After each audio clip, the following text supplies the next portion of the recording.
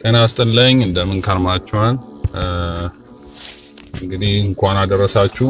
በዓሉ ምንም ቢያልፍ ለብርሃነ ጥምቀቱ እንኳን አደረሳችሁ እያልኩኝ እንግዲህ ፕሮግራማችንን በጸሎት እንጀምራለን። ሼር አድርጉ ብዙ ሰዎች እንዲሰሙት።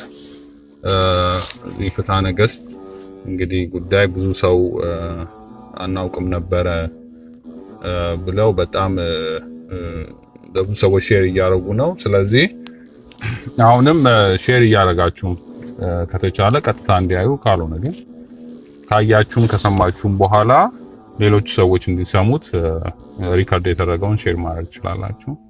እንግዲህ አሁን በጸሎት እንጀምራለን። በስመ አብ ወወልድ ወመንፈስ ቅዱስ አሐዱ አምላክ። አባታችን ሆይ በሰማይ የምትኖር ስምህ ይቀደስ፣ መንግስትህ ትምጣ፣ ፈቃድህ በሰማይ እንደሆነች እንዲሁም በምድር ትሁን። የዕለት እንጀራችንን ስጠን ዛሬ፣ በደላችንን ይቅር በለን እኛም የበደሉንን ይቅር እንደምንል፣ አቤቱ ወደ ፈተና አታግባን ከክፉ አድነን እንጂ መንግስት ያንተ ናትና ኃይል፣ ምስጋና ለዘላለሙ አሜን። እመቤቴ ማርያም ሆይ በመልአኩ በቅዱስ ገብርኤል ሰላምታ ሰላም እልሻለሁ። በሐሳብሽ ድንግል ነሽ፣ በሥጋሽም ድንግል ነሽ። አሸናፊ እግዚአብሔር እናት ሆይ ሰላምታ ላንቺ ይገባሻል። ከሴቶች ሁሉ ተለይተሽ አንቺ የተባረክሽ ነሽ፣ የማኅፀንሽ ፍሬ የተባረከ ነው። ጸጋን የተሞላሽ ሆይ ደስ ይበልሽ፣ እግዚአብሔር ካንቺ ጋር ነውና ከተወደደው ልጅሽ ከጌታችን ከመድኃኒታችን ከኢየሱስ ክርስቶስ ዘንድ ይቅርታና ምሕረትን ለምኝልን ኃጢአታችንን ያሳስበን ዘንድ ለዘላለሙ አሜን። አቤቱ ሀገራችን ኢትዮጵያን አስባት፣ ከአርመን አገዛዝ ካልሆነ አገዛዝ ነጻ አውጣት። ለሀገራችን ኢትዮጵያ አስተዋይ ልቦና ፈሪሃ እግዚአብሔር ያደረበት መሪ ስጠን። ክርስቲያኖች እንዳይገፉ ፍርድ እንዳይጓደልባቸው አንተ ጠብቅ። የታሰሩ መፈታትን፣ ለታመሙት ፈውስን ስጥልን። ህዝቡን ከስደት ህዝቡን ከጥፋት ጠብቅን። ቤተክርስቲያናቱን ገዳሙን ጠብቅን። እንደኛ በደል እንደኛ ክፋት ሳይሆን ስለ ቅዱሳኑ ስለ ወዳጆቹ ብለህ ስለ ሰማዕታቱ ብለህ አስራት አድርገህ ስለሰጣት ስለ እናትህ ስለ ቅድስት ድንግል ማርያም ብለህ አቤቱ ሀገራችን ኢትዮጵያ በምሕረት አንተ ጎብኝልን። እኛ በድለንና ልቦናውን ስጠን፣ ፍቅሩን ጽናቱን አንድነቱን ስጠን። ከአርማን ጋር በርኩሰት አንከሙን አድነን። በጨለማ መንገዴና የብርሃንን መንገድ አሳየን። አቤቱ ቸር ሰው ወዳጅና እንደ ቸርነትህ ይቅር በለን። አንድ አምላክ ሆኖ ለአብ ለወልድ ለመንፈስ ቅዱስ ምስጋና ይገባል፣ አሜን። እሺ እንኳን አደረሳችሁ በድጋሚ ላለው እንግዲህ እንዳየነው የጥምቀት በዓል በጣም ደስ የሚል ነበረ። ሁላችንም አንድ ያደረገ ነው። ሃይማኖት እንደዚህ ነው። ሃይማኖት አንድ ያደርጋል። መጀመሪያ አምላካችን መድኃኒታችን ኢየሱስ ክርስቶስ ወደዚህ ዓለም የመጣበት ምክንያት ሕዝብ አሕዛብ የሚለውን ለይቶ አንድ ለማድረግ ነው እና ሁሉም በክርስቶስ ክርስቲያን አንድ ሆነናል። ከዚህ በኋላ ሰው ሁሉ ሕዝብ ወይም አሕዛብ ተብሎ አይጠራም እና ጥምቀት የታየው ይሄን ነው። ብዙ ጊዜ ፌስቡካችንን ያጣበው የነበረው በተለይ በጣም በሚያሳዝን ሁኔታ የቋንቋ ፖለቲከኞች በሚያራምዱት ስብከቶች የሰውን አጥንት የሚሰብሩ ታሪክ እያበላሹ የተለያዩ ነገሮች እያየን ነበር። አሁን ለዛ ለጊዜው የዚህ የጥምቀት በዓል ጋብ አድርጎ የሁሉም የጥምቀትን ባህል ሼር እያደረገ ከጫፍ እስከ ጫፍ የተከበረ ባህል ነው። ደስ ይላል። ታቦታቱ እንዲህ ናቸው። ሀገራችንን የሚጠብቋት እንደዚህ ነው። ህዝቡን አንድ እያደረጉ ነው እና ለዚህ ነው ሃይማኖታችን ቤተክርስቲያናችን ለኢትዮጵያ ትልቅ ለሀገራችን አንድነት ለሀገራችን ሰላም ሃይማኖታችንን ለቤተክርስቲያናችን ለመጠበቅ ትልቅ ሚና አላት የምንለው ለዛ ነው። እንግዲህ የፍትሐ ነገሥት ባለፈው የጀመርኩትን ነው የምቀጥለው። ስለ ምጽዋት እንግዲህ ባለፈው ስለ ምጽዋት ከሚናገረው አንቀጽ በተለያዩ ቁጥሮች ናቸው ያሉት። ከዛ ያለውን እቀጥላለሁ። አሁን እንግዲህ የምጀምረው 636 ላይ ነው የምጀምረው። እነዚህ ቁጥሮቹን አልፎ አልፌ ነው ልክ እንደ መጽሐፍ ቅዱስ ምዕራፍ አለ፣ እዚህ ደግሞ አንቀጽ ነው የሚለው። ከዛ ቁጥሮች አሉ እና በእነዛ ቁጥሮች በእያንዳንዱ የተለያዩ ናቸውና ይሄ ግን ከሁሉም አንድ ላይ የተያያዘ ነው። 600ኛ ሲል ከመጀመሪያው ከኤጲስቆጶስ ጀምሮ ያለው ነው የሚቆጥረው እና እንግዲህ አልፎ አልፎ ያለውን አነሳለሁ። በዚህ አጻጻፉን ባለፈው እንደተነገርኳችሁ በጣም ተገርም ያለው አሁን ዘመናዊ አጻጻፍ እንደሚባለው ማለት ነው። ምክንያቱም አሁን ዘመናዊ አጻጻፍ ስለ አንድ ነገር ተጽፉና ከዛ በኋላ የሚቀጥለው ያ ሶርስ የሚባል ነገር አለ። ሶርሱን እዛው ላይ ወይ በቅንፍ ወይም በትምህርተ ጥቅስ ነው የሚባለው እና በአማርኛ እንጃ በትምህርተ ጥቅስ ነው የሚባለው መሰለኝ። በትምህርተ ጥቅስ ውስጥ ያስቀምጡታና እዛ ላይ ከየት ኤቪደንሱ እንዳመጡት ቀጥታ ከመጣም ይሄ ማጻጻፉ ልክ እንደዛ ነው። በእያንዳንዱ አንቀጽ ላይ ከተናገረ በኋላ ከየት እንዳመጣው ከሐዋርያትም ከየትም ከተለያዩ መጽሐፍቶች እየጠቀሰ ነው እዛ ላይ የሚያቀርበውና ከየትም የመጣ ሳይሆን ከመጽሐፍ ቅዱስ እና ከሐዋርያት ትእዛዝ የመጣ ሕግ ነው። እሺ አሁን 636 ላይ ያለውን እንነጋገራለን። አሁንም ስለ ምጽዋት ነው። ስለዚህ ለሰው ሁሉ ምጽዋት ከኃጢአት እንድታነጻ በደልን እንድታሰርይ ከክፉ እንድታድን ማመን ይገባዋል ይላል። ምጽዋት ምን ታደርጋለች? ኃጢአትን ታሰርያለች፣ ከክፉ ሁሉ ታድናለች። እግዚአብሔር እንደ ንስሐ ይቀበላታል። ይሄን በደንብ እናየዋለን። በእርሷም እጥፍ ድርብ ዋጋ እናገኛለን። እየተቻላችሁ ምጽዋት የማይመጸውቱ ሰው የካህዲያን የክፉ ግብር አበር ነው። ጌታችን ምጽዋት ስጡ ሁሉንም ለእናንተ ንጹሕ ይሁንላችሁ አለ። ሉቃስ 11:41 ሐዋርያትን በድስቅያ 14ኛ አንቀጽ የተናገሩት ይላል። እንግዲህ ምጽዋት የማይመጸውት ሰው ከክፎች ወገን ነው ይላል። ክፉን ይሰራል። ምጽዋት የማይመጸውት ሰው ምጽዋት ሕግ ናት። እንደ ባለፈው እንደተናገርነው ሰው መመጽዋት አለበት። ባልንጀራ እንደራስ አድርገው ውደድ የሚለውን ሕግ መፈጸም የሚቻለው ለድሆች ለተቸገሩ መጽዋትን ማድረግ ሲቻል ነው። ሕግ የሚሰራው ዝም ብሎ አይደለም። የተጻፈው ባልንጀራ እንደራስ ዝም ብዬ እወዳለሁ ማለት ሳይሆን ሲቸገሩ በማብላት በማጠጣት ነው ሕግን መፈጸም ይቻላል። ስለዚህ ምጽዋት የማይመጸውት ሰው ከክፉዎች ወገን ነው ይላል። እንደገና በሌላው ቁጥር ዳግመኛ ዳንኤል ስለዚህ እንዲህ አለ ይላል። ንጉሥ ሆይ ምክሬን ደስ ያሰኝህ ምጽዋትን በመስጠት በደልህ ለነዳያን በመራራት አመጽህ ይቀርልህ ዘንድ። እንግዲህ ዳንኤል ለንጉሱ ነው ይሄንን የመከረው። እዚህ አንቀጽ ላይ የሚናገረው ምጽዋት ኃጢአት እንዴት እንደምታሰርይ ነው እና ኃጢአትን እግዚአብሔር ይቅርህን ዘንድ በደልንም ይቅርልን ዘንድ ምጽዋትን መጽውት እመክርሃለሁ ይላል። ዳንኤል 4:27 ላይ ማለት። ዳዊትም ለድሃና ለችግሮች የሚራራ ሰው ብፁዕ ነው፣ ከክፉ ቀን እግዚአብሔር ያድነዋልና። እንግዲህ ለድሃ የሚራራ ሰው ብፁዕ ነው፣ ከክፉ እግዚአብሔር ያድነዋል ይላል። መዝሙር 41:1 ላይ ሰለሞንም የድሃን ፍቃድ የሚፈጽም ሰው ግን ዳግመኛም እጥፍ ድርብ ዋጋ ይሰጠዋል። የድሆች ጩኸት እንዳይሰማ ቸርነቱ የዘጋ ሰው ግን እሱም ዳግመኛ በለመነ ጊዜ ልመናው አይሰማለትም። እንግዲህ ለድሆች የሚራራ ሰለሞን ምንድን ያለው? ለድሆች የሚራራ ሰው ለሚሰጥ ሰው በኋላ ዘመን እሱም ችግርና በደል ሲገጥመው ወይም ለእግዚአብሔር ማንኛውንም ጸሎት ሲያደርግ አይሰማለትም። የማይሰማ ሰው ለድሆች የቸገራቸው ሰዎች ሲጠይቁት እነሱን መልስ የማይሰጥ ከሆነ ለነሱ ማይራራ ከሆነ በኋላም እግዚአብሔር አይራራለትም ለሱ ነው የሚለው።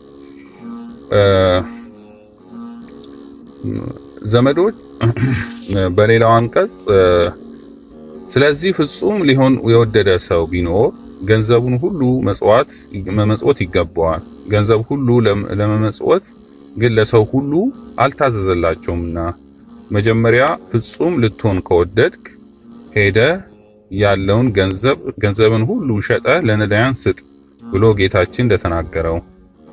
ይሄ በጣም የሚገርም ነው። ምንድነው? ገንዘብን ሸጦ ሁሉ ለሁሉም ይቻል አይደለም። ያለንን ገንዘብ ሁሉ ሀብት ሸጠን ለድሆች የሚሰጠው ለሁሉም አይደለም። ግን ለብፁዓን ለሆኑት ፍጹማን ለሆኑት ግን ያላቸውን ሸጠው ነው መከተል ያለባቸው። ለምሳሌ ስለ ምንኩስና ስናወራ፣ ስለ ጳጳሳት ስናወራ እንደ ሐዋርያት ያሉ ናቸው ጳጳሶች። ኤጲስቆጶስ ማለት ጳጳስም ልክ እንደ ሐዋርያት ያሉ ናቸው።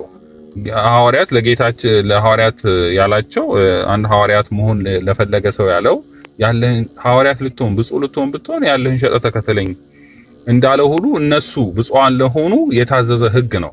ሁሉንም ሸጠው ነው ሊከተሉ የሚገባው። ግን ለምዕመናን ግን እንደዛ አይደለም። ለህጋውያን ግን እንደዛ አይደለም። ካላቸው ላይ እየመጸወቱ እንዲኖሩ ነው እንጂ ያላቸው ሙሉ ፈጽሞ እንዲሸጡ አይደለም። ይሄ ለህዝቡ የታዘዘ አይደለም። ይሄ ብፁዓን ለሆኑት ለሐዋርያት አይነት ለሆኑት ወይም ለመነኮሳት አይነት ለሆኑት ለነሱ የታዘዘ ነው።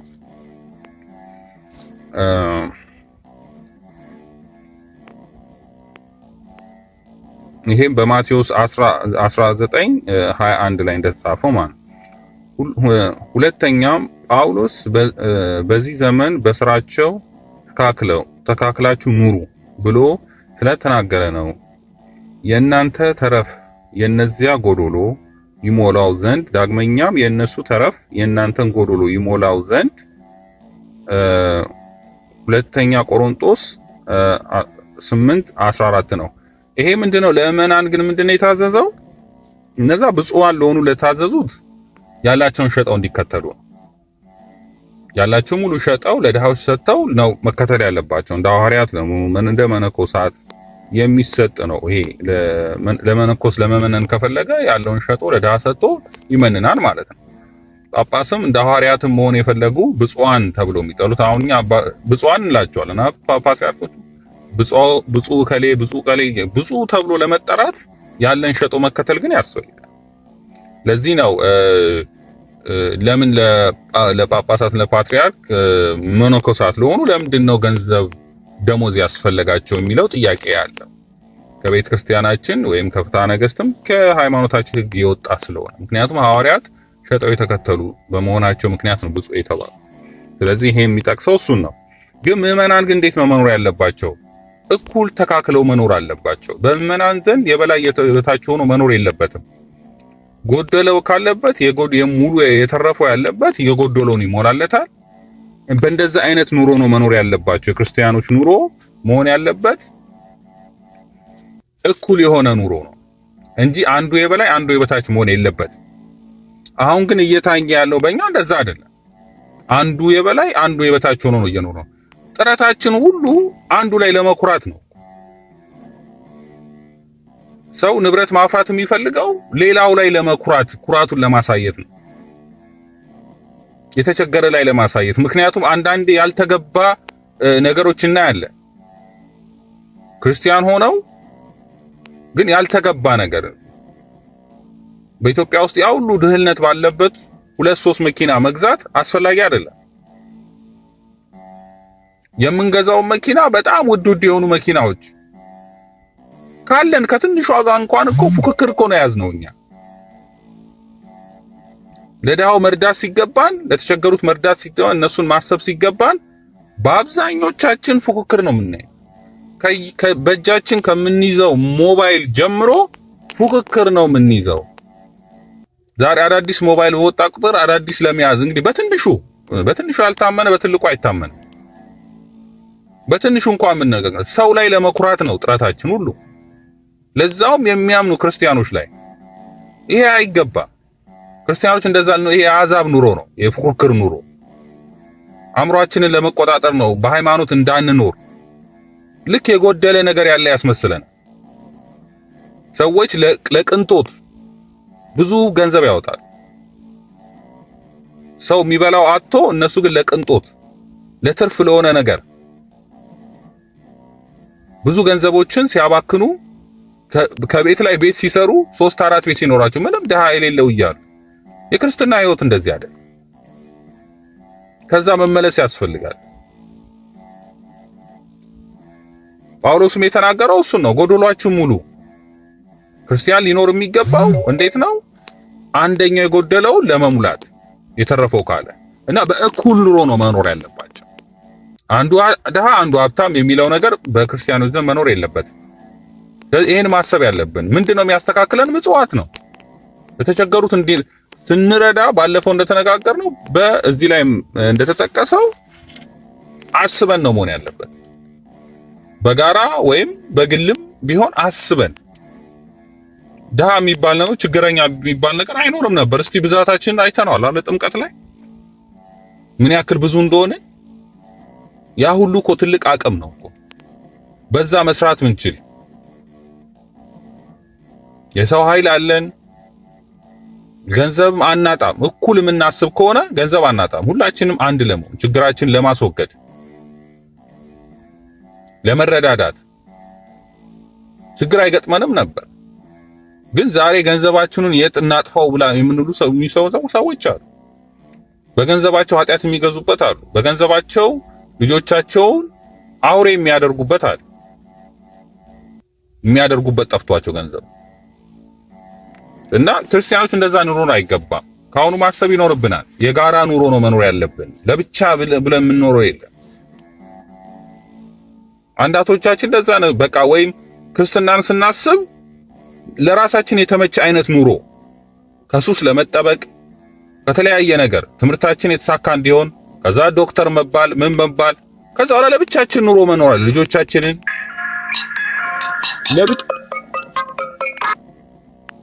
ልጆቻችንን ይዘን በቃ እኛ ብቻ አድርገን ለመኖር ነው የምንፈልገው ብዙዎቻችን። ያ አይደለም። የጋራ ኑሮ ለብቻ መኖር የለም በክርስቲያን። ድሮማ በመጀመሪያዎቹ ክርስቲያንም አንድ ላይ ነበር እኮ የሚኖሩት። ገንዘባቸውን ሰብስበው በአንድ ላይ ያወጡና አንድ ላይ ነበር የሚኖሩት የመጀመሪያዎቹ ክርስቲያን። እና አሁንም ለብቻዬ ብሎ ነገር የለም በክርስትና የጋራ ኑሮ ነው።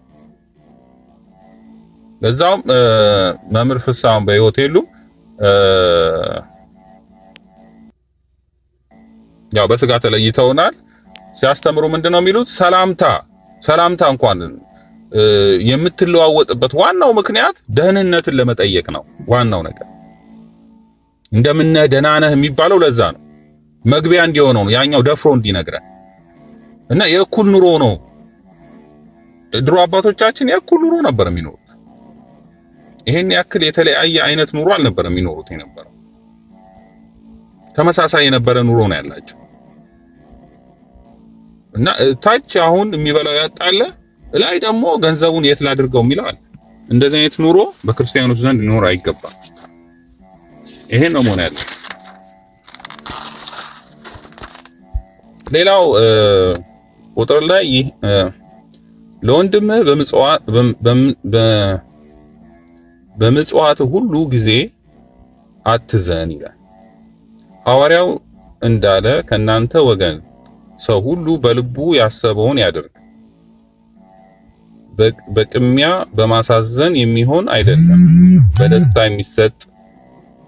የሚሰጠውን ስጪ፣ እግዚአብሔር ይወደዋልና። ዳግመኛም ሁሉ ለእያንዳንዱ በባለ ፍቅር ከሌለኝ የተጠቀምኩት የለም አለኝ። አንደኛ ቆሮንቶስ 13:3 ላይ ነው። ይሄ ምንድነው? በምንሰጥበት ጊዜ በሐዘን መሆን የለበትም። ደስ እያለን ነው መስጠት ያለብን እንጂ በሐዘን ልንሰጥ አይገባም። ያለበዛ ዋጋው ከኛ አይኖርም ነው የሚለው። ሌላው ቁጥር ላይ ድሃውን ከቤትህ ደጃፍ አታሳድደው፣ ከንግግሩ የተነሳ ቸል አትበለው፣ አትቆጣው፣ አታቃለው፣ ታረጋጋው፣ ደስ ታሰኘው ዘንድ አንተም እግዚአብሔር ደስ ያሰኝ ዘንድ ከልብህ አክብረው እንጂ በማዕድህ ጊዜ አንተ ጋር አስቀምጠው፣ በምጠጣም ጽዋ ጠጣው፣ አትመካበት። እንግዲህ ድሃዎችን እንዴት ነው ችግረኞችን ስንል እንዴት ነው ትሪት ማድረግ ያለብን ነው። እዚህ ላይ እንዴት መንከባከብ እንዳለብን በፍጹም ልንንቃቸው እንዳይገባ፣ ልናሳዝናቸው እንዳይገባ እና ከማዕዳችን እኩል ልናያቸው ይገባ። ይሄን ነው እንግዲህ የሚያሳየው። ግን አሁን ያለው እውነታ ይሄ አይደለም። አሁን ድሃውን ስናይ አትድረስብን ነገር ነው። አጥሮቻችን ረጃጅም ናቸው በተለይ በኢትዮጵያ ውስጥ እና ችግረኛ የምን ነው መስለው ብዙዎቻችን ችግረኛ ስናይ ከሩቁ ምንሸሽም ነን። ግን እንደዛ መሆን የለበትም። ችግረኛው ልናከብረው ይገባል። እንዲያዝን ማድረግ የለብንም። በፍቅር ነው መያዝ ያለባችሁ ነው ትእዛዙ። ይሄ ሊሆን ግድ ነው። በቃ በሃይማኖታችን ይሄ ነው ሊሆን የሚችል። ምክንያቱም ክርስቶስ እኮ ነው ራሱ ችግረኛው። ክርስቲያን ማለት ክርስቶስ ነው። ለዚህ ነው ብራብ ያለበላችሁኝ ብጠማ ያለጠጣችሁኝ ያለው። እኛ ክርስቶስን የምንወድ ከሆነ ችግረኞችን መውደድ አለብን። ምክንያቱም ራሱ ክርስቶስ ነው ይሄን ያለን። ብራብ አላበላችሁኝም ነው። ለዛ ሰነፎቹ መጣው የት ተረባየነ የተጠምጣየን ይሉኛል ይላል በዛን ዘመን። እና የክርስቶስ መራብ የክርስቶስ መጠማት ነው የደሃውን ማየት ያለብን እና በዛ አይነት እይታ አይተን ነው መርዳት ያለብን እንጂ ዝም ብለን ክርስቶስን እንወደዋለን ማለት አይደለም። ሌላው ሐዋርያው በአንቀጸ ቁርባን ከተናገሩት ከክፉዎች እጅ ምጽዋትን ይቀበሉ ዘንድ ይሄ ባለፈው የተናገርኩት ነው። አሁን ያው አንቀጹን ቁጥሩ ላይ እንትን ማለት እንችላለን። ይሄ 646 ላይ ነው እና ሐዋርያትም አንቀጽ ቁርባን ከተናገሩት ይላል ከክፉዎች እጅ ምጽዋት አይቀበሉ ብለው እዘዙ ይላል። ከክፉዎች ምጽዋት የሚሰጡ እኒህ ናቸው።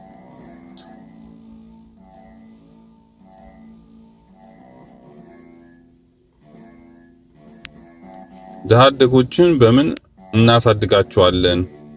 ከሕዝቡ ወገን ለተቸገሩት ምን እንሰጣቸዋለን ብትሉ እንዲሁ የሚሉ ከኛ ይስሙ። ስለዚህ የሌላውያን ሀብት የምትቀበሉ አይደላችሁም። ይህችም ያህሉ መጀመሪያ ናት። ለራሳችሁ የሚቀበሉትን ለተቸገሩትንም የሚያቀብሉትን ወገኖቻችሁ የሚሰጧችሁን በኩራት ነው።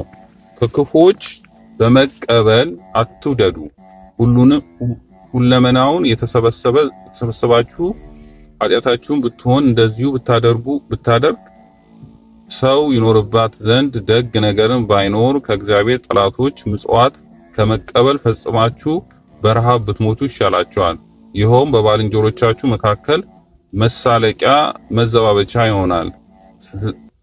ስለ እነርሱ ነቢዩ የኃጢአትን ቅባት ራሴ አልቀባም ብሏል መዝሙረ ዳዊት ላይ። እና ምንድነው እዚህ ጋር ከኃጢአተኞች ከክፎች በተለይ ከአረመኔዎች ቤተክርስቲያንን ከሚቃወሙ ሰዎች ገንዘብ ምጽዋትን አትቀበሉ ነው። እንደዛ ከምታረጉ ርቧችሁ ብትሞቱ ይሻላል ነው። ይሄን ባለፈው ከክፎች ምጽዋት መቀበልን አይገባም።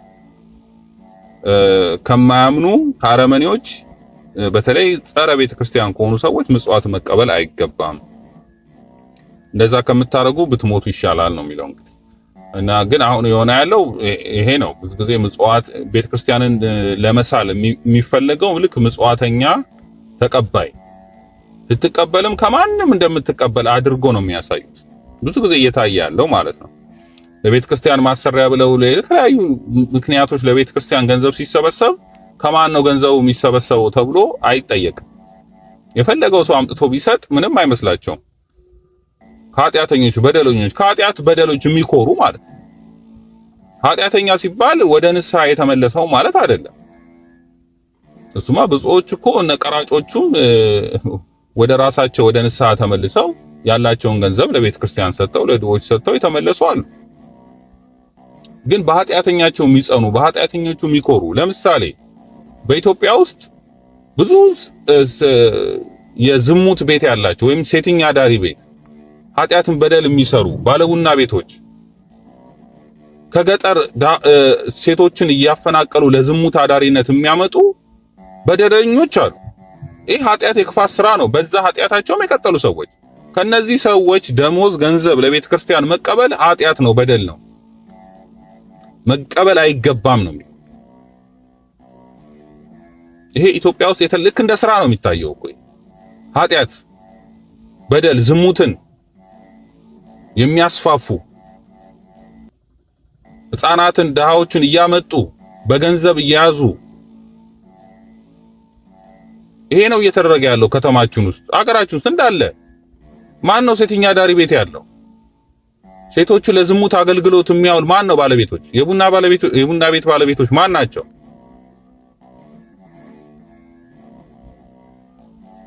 እነዚህ ሰዎች እነዚህ በደለኞች ለቤተ ክርስቲያን ገንዘብ እንዲሰጡ ከነሱ ገንዘብ መቀበል አይገባም። ሰዎች ገንዘብ አምጥተው ሲሰጡ እንዲያደረጉ ሲባል ሰዎች በእነሱ ስራ ራሱ ይሰናከላሉ። ትክክለኛ ሌጅመንት ይሰጣል። ህጉን የሚያረጉት ስራ ትክክለኛ እንደሆነ አድርጎ ይወሰዳል። ማን ይገጽታቸው? እነዚህን ሰዎች ማን በደል መሆኑን ይንገራቸው? ቤተክርስቲያን ከነሱ ገንዘብ የምትቀበል ከሆነ ገንዘብ የምትሰበስብ ከሆነ ስለማቅ ነው እንደዚህ የሚያደርጉ ሰዎች እንዳሉ። አንደኛ ለቤተ ክርስቲያን የሚሰጡ አስመስለው ራሳቸውን ማሳየት ይፈልጋሉ። ቤተ ክርስቲያን ወዳዶች፣ ሃይማኖት ወዳዶች አድርገው ራሳቸውን ማሳየት ባለቡና ቤቶች የስንቱን ህይወት የቀሰፉበት የስንቱን ህፃናት እያመጡ ህይወታቸውን የሚያበላሹበት ዝሙት ራሱ ኃጢአትን ማስፋፋት ተገቢ አይደለም። ኃጢአት ነው አይደል እንዴ? እንደዚህ አይነት ባለቤቶች ክርስቲያን መስለው የሚታዩ አሉ።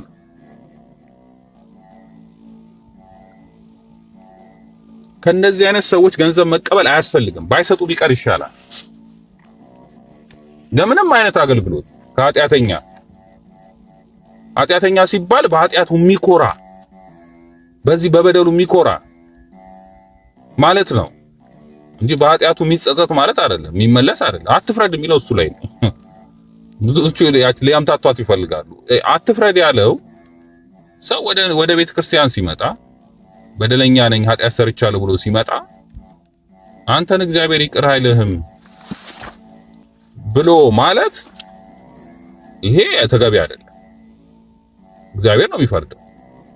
አንተ ይሄን ስታረግ ነበር፣ ክፉ ስታረግ ነበር፣ በደል ስታረግ ነበር፣ ስለዚህ አንተን እግዚአብሔር ንስሐን አይቀበልም የሚሉ ሰዎች አሉ ብለው ከቤተ ክርስቲያን የሚገፏቸው ሰዎች አሉ። ይሄ ተገቢ አይደለም። ኃጢአት ትልቅ በደል ነው እያልን ነው። በኃጢአታቸው የሚኮሩት አሁንም በዛ ስራ የቀጠሉት ሰዎች ግን ልንገጽሳቸው ይገባል እስኪመለሱ ድረስ።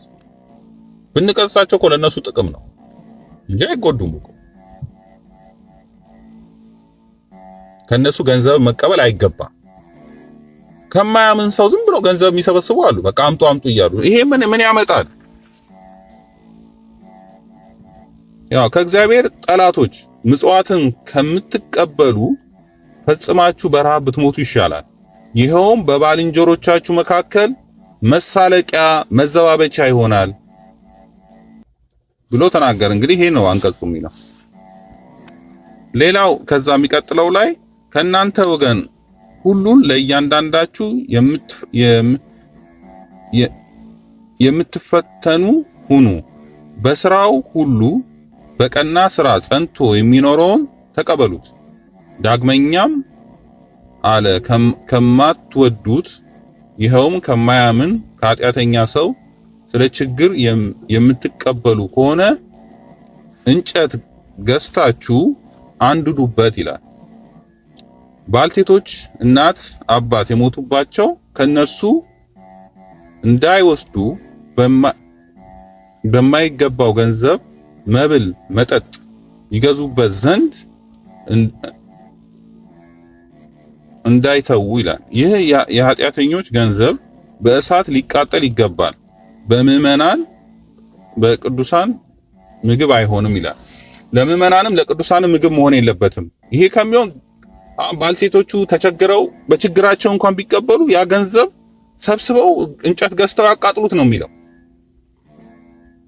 በጣም በኃጢአት የተሰበሰበ ገንዘብ፣ በበደል የተሰበሰበ ገንዘብ ለእናንተ ምጽዋት ሊሆን አይገባም። ለቤተ ክርስቲያንም ለምዕመናንም ምጽዋት ሊሆን አይገባም። ያ ሰው የሚያመጣላችሁ ሰው ራሱ በደለኛና ኃጢአተኛ መሆኑን ካወቃችሁ ገንዘቡን አትቀበሉት። ያን ገንዘብ ወስዳችሁ አቃጥሉት ነው የሚለው። ይሄ ነው እንግዲህ የቤተ ክርስቲያናችን። ይሄን ለዚህ እኮ ነው ብዙ ርኩሰት። ለምንድን ነው እግዚአብሔር እንደዚህ የሆነው? እስቲ በሀገራችን ውስጥ የሚሆነው የስደቱ በአሕዛብ እጅ የወደቅ ነው። በምንድን ነው? ለምንድን ነው የተራደን ነው? ለምንድን ነው ለአሕዛብ ባለንበት ዘመን ላይ ባሪዎች ሆነው የመጨረሻ የተዋረድን እኮ ኢትዮጵያውያን ከምንም በላይ በዓለም ላይ የተዋረደ ህዝብ ነው። ይሄን ወቁ። በአሁን ሰዓት ከመጀመሪያው ክብር የአሁኑ ውርደት ነው። መጀመሪያማ ኢትዮጵያውያን አማልክት ነበሩ።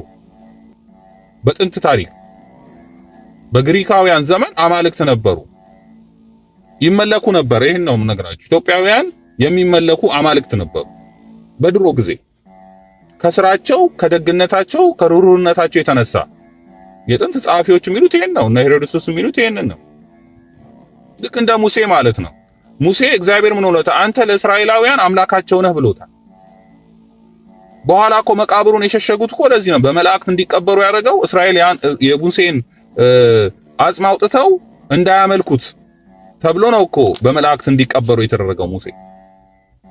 ሙሴ ለእስራኤላውያን አምላካቸው ነበር። ለዚህ ነው የአምላኮች አምላክ የምንለው። ለምንድን ነው የአምላኮች አምላክ የሚባለው በጸሎተ ሃይማኖት ላይ? ምክንያቱም ከስራቸው ከደግነታቸው የተነሳ አምላክ የተባሉ ህዝቦች ስላሉ ሰዎች ስላሉ። ስለዚህ ሙሴ ለእስራኤላውያን አንተ አምላካቸው ነው ብሎታል። ከስራው የተነሳ ከርህራሄው የተነሳ በጣም ፍቅር ነበረው ለልጆቹ ለእስራኤላውያን ለወገኖቹ በጣም የሚወዳቸው ስለሆነ እኔን ሁላ ከህይወት መዝገብ አጥፋኝ ስላለ። ልክ እነዚህም ኢትዮጵያውያን በደግነታቸው ሙሴ ማለት እኮ ለኢትዮጵያውያን የሰገደ ነው አይደል እንዴ? ሙሴ ለኢትዮጵያዊው ለዮቶር እኮ ሰግዶለታል። ምን ያክል ለእስራኤላውያን አምላካቸው ነው የተባለው ሙሴ ግን ለዮቶር ሰግዶለታል። ዮቶር እንደሚለውም አድርጓል። ኢትዮጵያዊው ራሳቸው ሙሴን እስራኤላውያንን እየመራ ይወስድ የነበረው የዮቶር ልጅ የነበረው ነው። የሲፓራ ወንድም ማለት ነው። እሱ ነው እስራኤላውያን እየመራ ታቦቱ የምታርፍበትን ቀድሞ እየሄደ ቦታውን እያስተካከለ ይመራቸው የነበረ እሱ ነበር። ሙሴ አንተ ለእስራኤል አምላካቸው ከሆነ እነሱማ እንዴት ሊሆን? አሁን ግን የመጨረሻው ውርደት ላይ ነው ያለነው። እግዚአብሔርን ስላላመነ በእግዚአብሔር ሕግ ስላልሄድን በዓለም ላይ ተዋርደን ያለነው።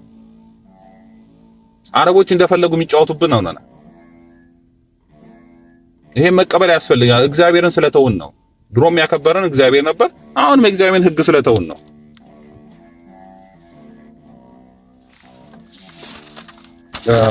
እንግዲህ ይሄ ስለ ምጽዋት የተናገርኩት አንቀጽ በዚህ ልጨርሰው። አለ ብዙ ያው ራሳችሁ አንብቡት። ብዙ ጊዜ ተመሳሳይ ስለሆነ ነው እኔ የተውኩትና ሌላኛው አንቀጽ ደግሞ በምጽዋት ገንዘብ ስለሚሾሙ ሰዎች፣ ያኛው ስለ ምጽዋት ነው። በምጽዋት ገንዘብ የሚሾሙት ሰዎች እነማን ናቸው የሚለውን ነው። ይሄንንም አልፌ ነው የምናገረው። በምጽዋት ገንዘብ በቤተ ክርስቲያን ገንዘብ በመባዋ ላይ ስለሚሾሙ ከክፉ መስጠት ስለሚገባቸው በእርሷም ስለሚሆነው ሁሉ ይላል። መስጠት ስለሚገባቸው ስለሚሾሙት ስለ ሁሉ ነገር ነው የሚናገረው። በጣም ወሳኝ የሆነውን እያለፍኩ መናገር ጥሩ ነው። ምክንያቱም አንዳንዴ በጣም የሚገርም ነገር ስላለ ማለት ነው። ምን ያክል ከቤተ ክርስቲያን ሕግ የራቅን እንደሆነ ስርዓቱ ሁሉ እንዳለ ነው የሚያሳየው። ኤጲስቆጶስ በቤተ ክርስቲያን ውስጥ ያለውን ሁሉ ይወቅ ይላል። ኤጲስቆጶስ በቤተ ክርስቲያን ያለውን ሁሉ ይወቅ፣ የሚያየው እግዚአብሔር እንዳለ አድርጎ ይስራ ይላል። እግዚአብሔር እንዳለ አድርጎ ይስራ። ለብቻው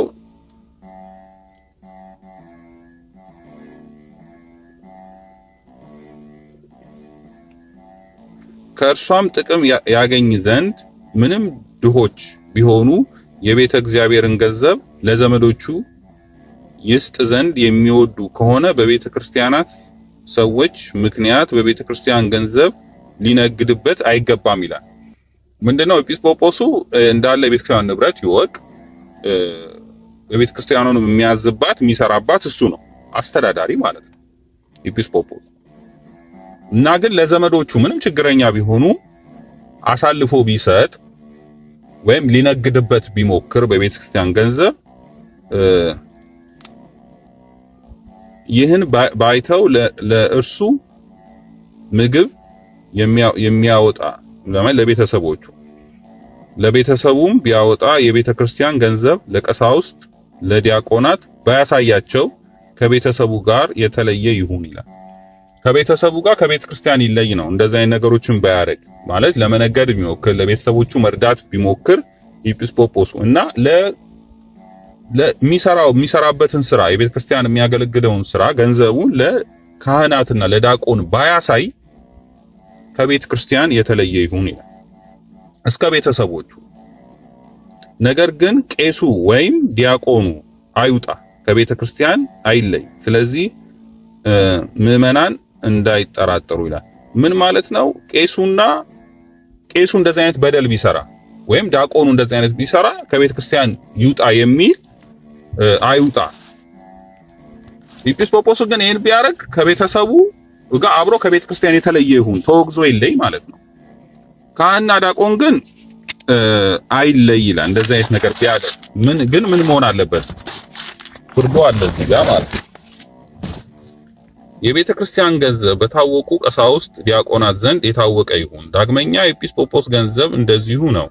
ኤጲስቆጶስ ቢሞት ገንዘቡን የታወቀ የቤተ ክርስቲያን ገንዘብ ከእነርሱ ወገን ምንም አይጥፋ ይላል። ኤጲስቆጶስ ለምሳሌ በአሁኑ አሰራር እንግዲህ በምናስበው ባጀት ተበጅቶ ለቤተ ክርስቲያን አገልግሎት ስራ በሚሰራቸው ስራዎች ላይ ቢሞት ገንዘቡ የታወቀ ይሁን።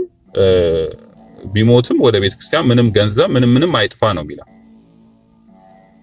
እንግዲህ የምጽዋት ገንዘብ ነው። ለቤተ ክርስቲያን የሚሰበሰብ ምጽዋት ማን መያዝ አለበት? ምን መሆን አለበት የሚለው። የእግዚአብሔር ቤተ ክርስቲያን ገንዘብ ሁሉ እንደ ልብስ፣ እንደ ገንዘብ ወይም እንደ እርሻ ወይም እንደ ወይን ቦታ፣ እንደ ከብት ያለውን ይህን የመሳሰሉት ሁሉ እግዚአብሔርን በሚፈሩ ሰዎች በምዕመናን እጅ የተጠበቀ ይሁን ይላል።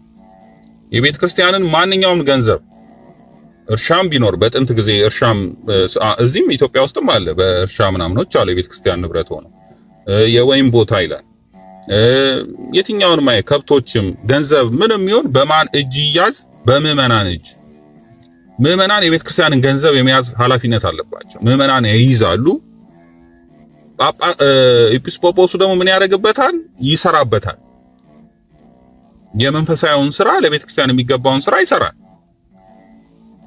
ዲያቆናት፣ ካህናት ገንዘቡን ከኤጲስቆጶሱ ይቆጣጠራሉ፣ ያያሉ፣ ይከታተላሉ።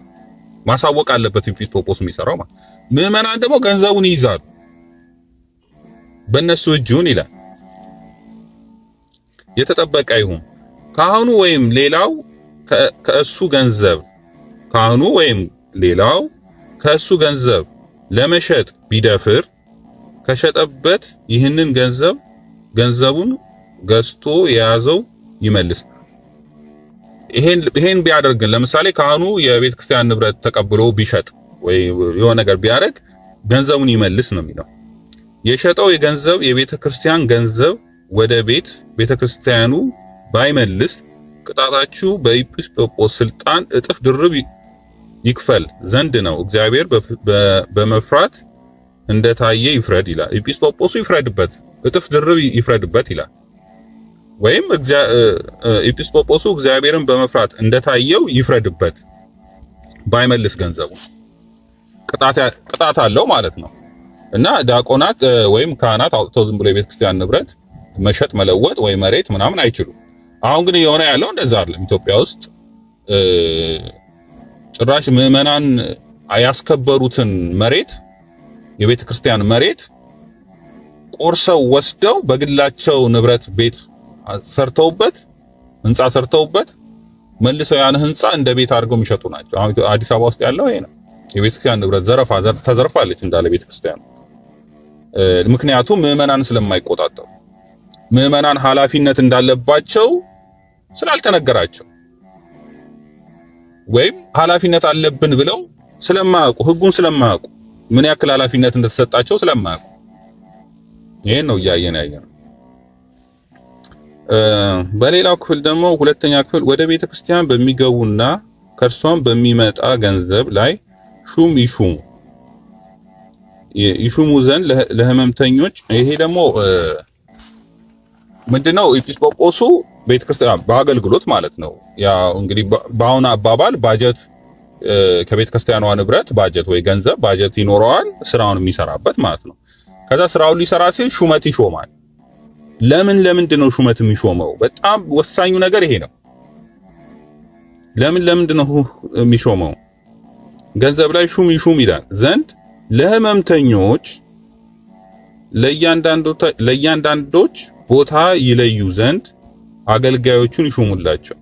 ለህመምተኞች ቦታ ይለዩ ዘንድ አገልጋዮቹን ይሹምላቸው ይላል። ምንድነው? ለታመሙ ሰዎች መጠጊያ። ቤተክርስቲያን ዋናው ስራዋ ምንድነው? የታመሙትን ሰዎች ማስጠጋት ነው። ለነሱ ቦታ መፈለግ ነው። ይሄን የሚያመቻች ሰው ይሹም ይላል። ለቤተ ክርስቲያን ሁሉ ጠባቂ ዳግመኛም የሚወጣውን የሚገባውን ገንዘብ ይቆጣጠር ዘንድ ሹመትን ይሹም። ከእንደገና ደግሞ ሌላ ሹመት ደግሞ አለ። ምንድነው? ገንዘቧን የቤተ ክርስቲያኗን ገንዘብ የሚቆጣጠር ወይም እሱ በተሰጠው ባጀት ላይ የሚሰራውን ስራ ልክ አካውንታንት በሉት እንደዛ ይሹም ይላል። ከነርሱ ወገን ለመጠበቅ ከሹሞቹ ወገን ለእያንዳንዱ ይለይ የሚገባ በእግዚአብሔር አጋዥነት ይሾም ዘንድ አንዳሉ እንኳ የጌታችን ወርቅ በቀረበ ነገር ነግዶ አንድም ወይም ይሄ ምንድነው? ሌላው የቤተ ክርስቲያንን ንብረት እንግዲህ በሚሰራበት ጊዜ ያው ማትረፍ አለባቸው ነው የሚለው። ለቤተ ክርስቲያን አገልግሎት ማለት ያ ገንዘቡ ለበጎ ስራ ውሎ ትርፍን ማትረፍ አለበት ብሎ በማቴዎስ ወንጌል የተናገረውን ነው የሚጠቅሰው። በሌላው ቁጥር ላይ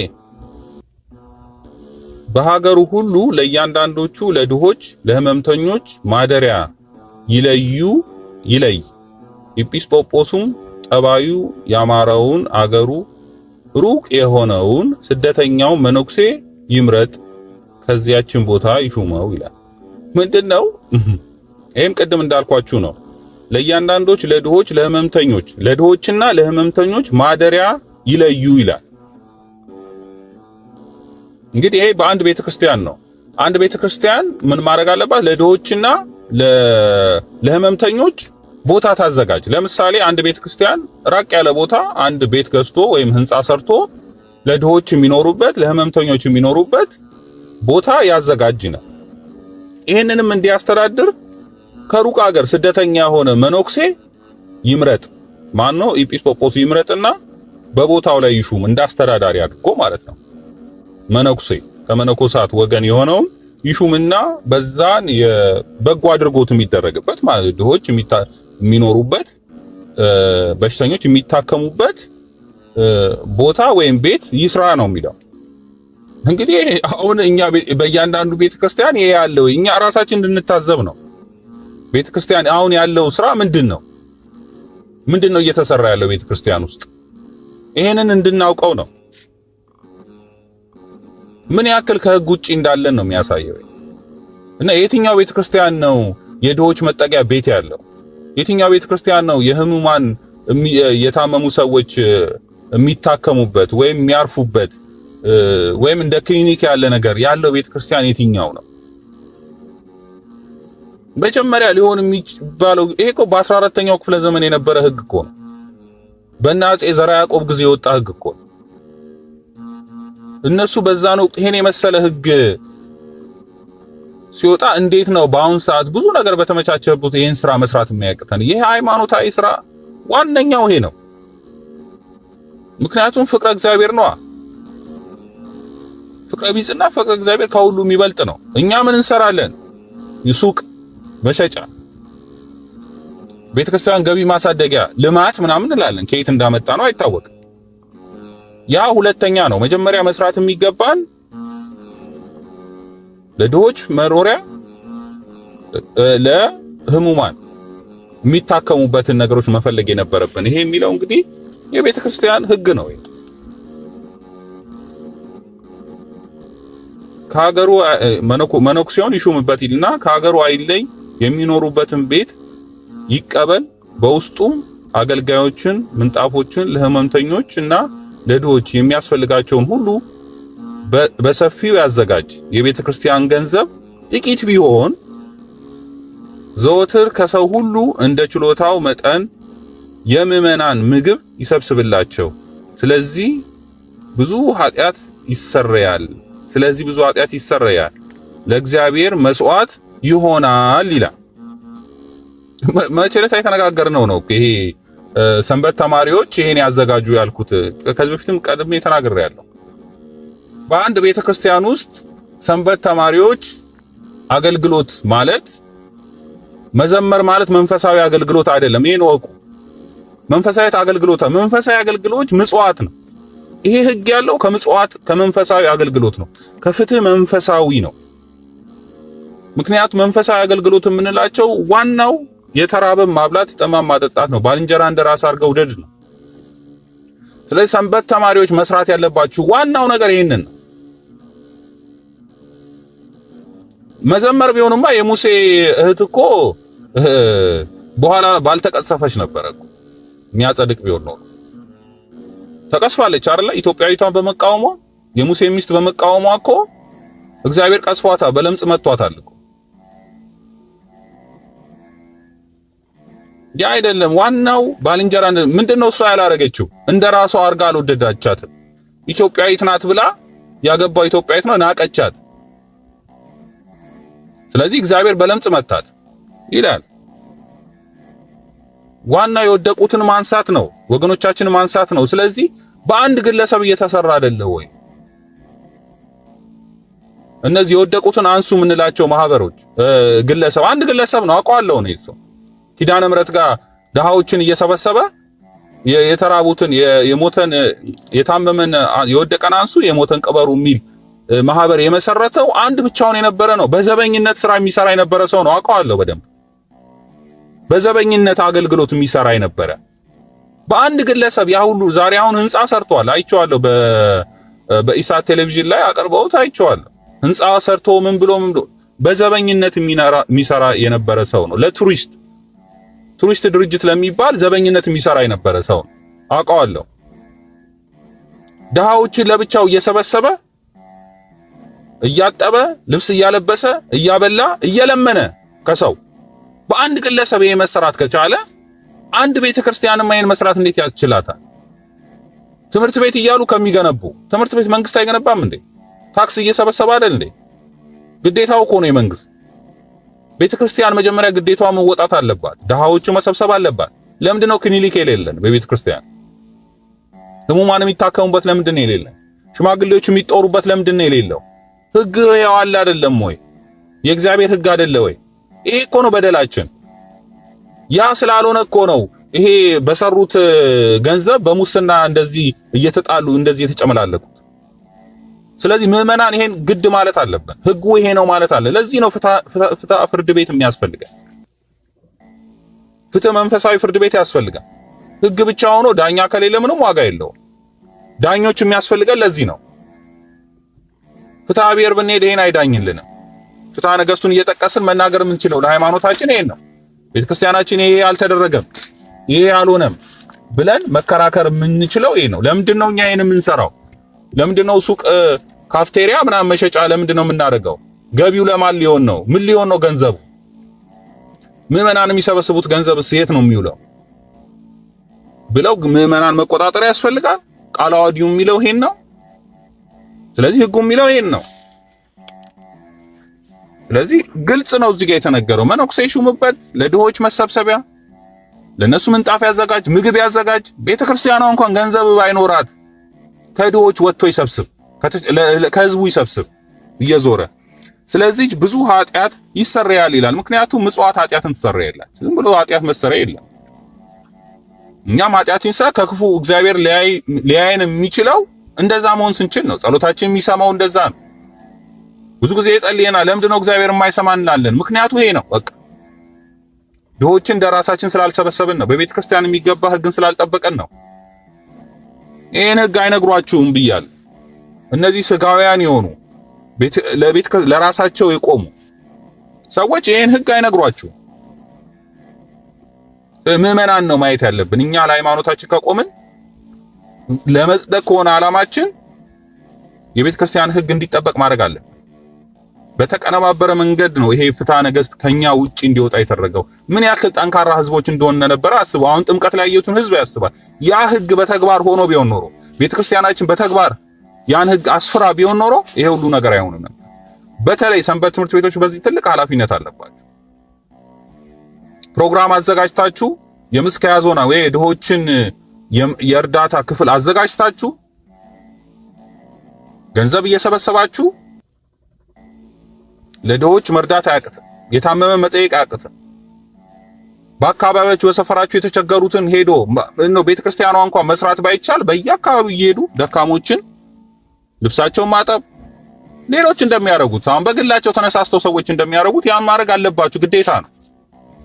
ከተቻለ ደግሞ በቤተ ክርስቲያን ውስጥ ለድሆች መጠጊያ ክሊኒኮችን መርዳት የጋራ ኑሮ ነው ሃይማኖት።